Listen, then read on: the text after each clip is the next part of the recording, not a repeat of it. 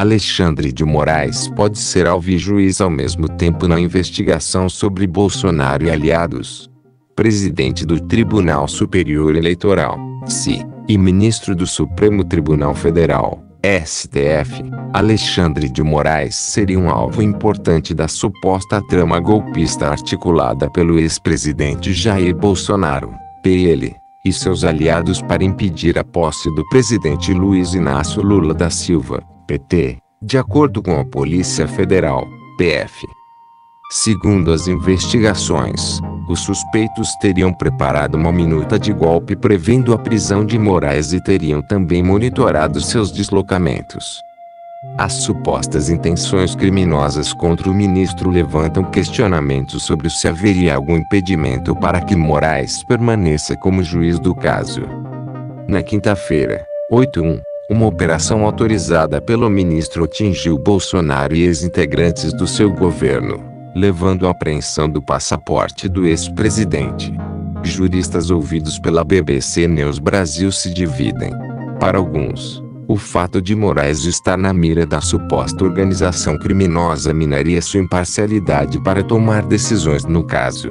Já outros ponderam que a vítima dos crimes em investigação não seria o ministro, mas, sim, o Estado Democrático de Direito. Dessa forma, Moraes não seria considerado juridicamente uma parte direta interessada no caso.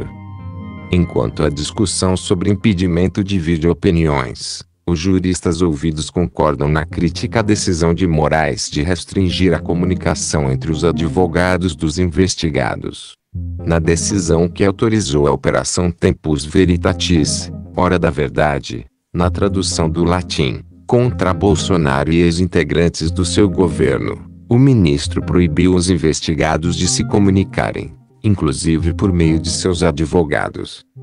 Segundo Moraes, a medida seria necessária para a garantia da regular colheita de provas durante a investigação, sem que haja interferência no processo investigativo por parte dos mencionados investigados, como já determinei em inúmeras investigações semelhantes. Para os juristas entrevistados, porém, a decisão é inconstitucional e fere o direito à ampla defesa.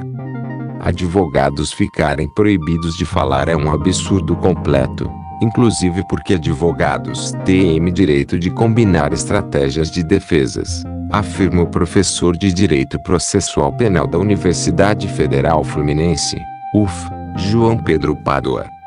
A Ordem dos Advogados do Brasil, OAB, apresentou uma petição na sexta-feira, 9/2, ao STF solicitando que a proibição seja revertida. A ampla defesa não se faz presente quando desrespeitada e limitada a comunicação entre advogados e investigados, sendo inadmissível num Estado democrático de direito que garantias não sejam observadas em nome de uma maior eficácia de coerção e repressão, diz a OAB na petição. Não existe impedimento, diz STF.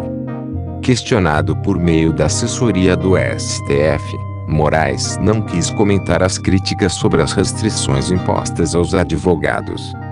Já quanto ao questionamento sobre sua imparcialidade para julgar o caso, a assessoria da Corte enviou uma manifestação negando qualquer motivo para impedimento ou suspeição do ministro. O CPP, Código de Processo Penal, afasta qualquer suspeição ou impedimento quando as ameaças ou coações são feitas ao juiz que já conduz o inquérito ou processo. O ministro Alexandre de Moraes seguirá relator de todas as investigações e processos relacionados ao dia 8/1, diz a manifestação, em referência aos atos antidemocráticos de 8 de janeiro, quando bolsonaristas radicais invadiram e depredaram as sedes dos três poderes. A manifestação ressalta ainda que o suposto impedimento do ministro já foi apontado ao longo das investigações relacionadas à operação desta quinta-feira por diversos suspeitos ou réus e afastado pelo plenário do STF. Especialistas em direito ouvidos pela BBC News Brasil questionam o argumento levantado pelo Supremo.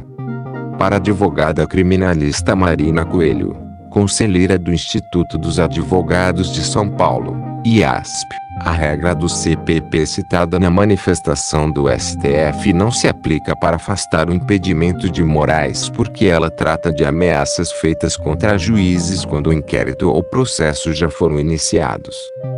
O artigo 256 do CPP diz que a suspeição não poderá ser declarada nem reconhecida, quando a parte injuriar o juiz ou de propósito der motivo para criá-la.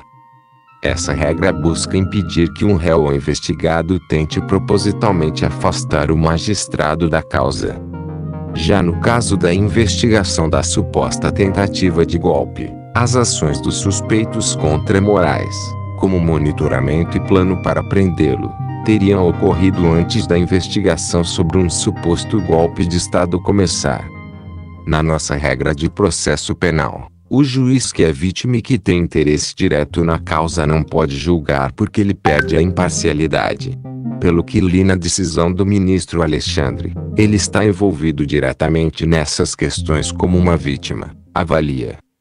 Porque as ações investigadas foram um possível golpe contra a democracia, mas ele, como parte da democracia exercida, foi diretamente colocado como uma pessoa que deveria ser tirada do circuito. Então, isso me leva a entender que ele estaria, nesse caso, em uma situação que fragilizaria a imparcialidade necessária para um juízo, disse ainda. Para Coelho, o argumento usado pela manifestação do STF de que as ameaças teriam sido feitas já no curso do inquérito tem como pano de fundo uma controvérsia mais antiga sobre a atuação do ministro. Os sucessivos desdobramentos de inquéritos que geram novas investigações que são mantidas no gabinete de Moraes, sob o argumento de que haveria conexão entre os crimes investigados. A decisão que autorizou a Operação Tempus Veritatis se inserir no inquérito 4874, das milícias digitais, aberto em julho de 2021 para investigar a existência de organização criminosa voltada a atentar contra a democracia e o Estado de Direito no país. Outra investigação, aberta em 2023 para apurar falsificações em cartões de vacinação de Bolsonaro e aliados, por exemplo, foi mantida no gabinete de Moraes com o argumento de que o caso teria ligação com o inquérito das milícias digitais. Para sustentar isso, a Polícia Federal argumentou, na ocasião, que seja nas redes sociais, seja na realização de inserções de dados falsos de vacinação contra a Covid-19, ou no planejamento de um golpe de Estado, o elemento que une seus integrantes está sempre presente, qual seja, a atuação no sentido de proteger e garantir a permanência no poder das pessoas que representam a ideologia professada.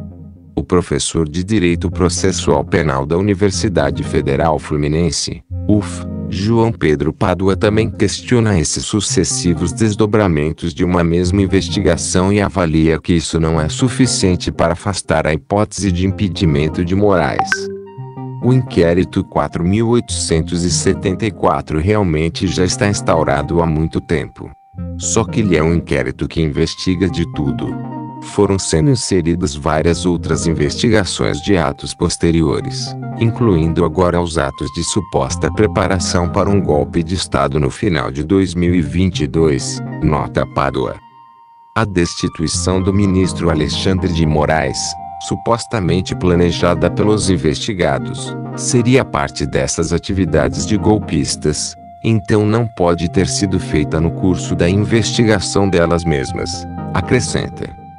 Na avaliação de Pádua, a concentração de inquéritos no gabinete de Moraes tem sido referendada pela maioria do STF porque a Corte entendeu que isso seria necessário para a proteção da democracia brasileira. Na sua leitura, porém, o resultado pode ser o inverso, na medida que gera questionamentos sobre a imparcialidade do Supremo.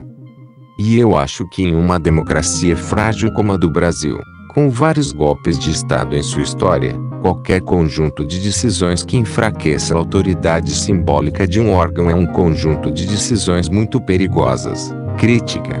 Questão complexa deve ser levada ao plenário do STF.